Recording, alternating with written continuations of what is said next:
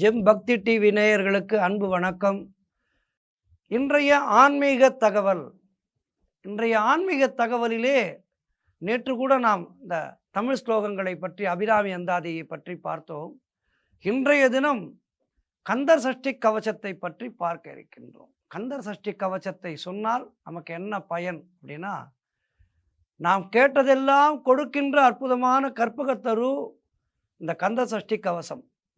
பூஜையில் முனைஞ்சி உட்கார்ந்து ஒரு 20 நிமிஷம் கண்ணை மூடி தியானம் பண்ணி அந்த முருகனை தியானம் செய்து கந்த சஷ்டி கவசம் படிக்க நாம் நினைத்த காரியங்கள் அனைத்தும் நல்லபடியாக நடக்கும்.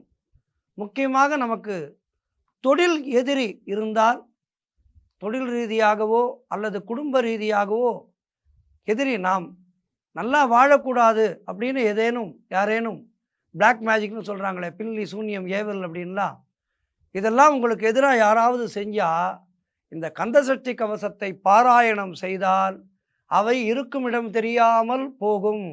இது சத்தியமான உண்மை.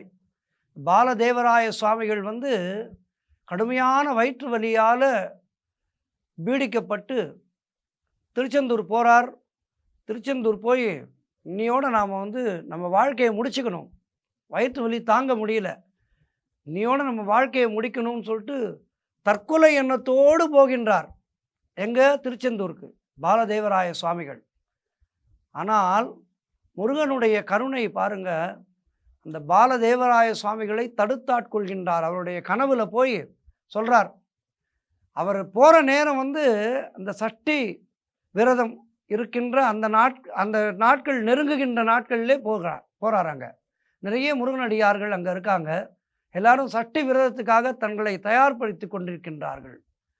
இவர் போனவருக்கு மனசு சஞ்சலம் ஆகிடுது. ஆஹா, எல்லாரும் சஷ்டி விரதத்துக்கு போகிறாங்க, இந்த நேரத்தில் போய் நம்ம கடலில் குதித்து தற்கொலை பண்ணிண்டு நாம் கடலை அசுத்தப்படுத்தக்கூடாது, பக்தர்களுக்கு இடையூறாக இருக்கக்கூடாது என்று மனதை மாற்றிக்கொண்டு அந்த திருச்செந்தூர் மண்டபத்திலே தங்குகின்றார்.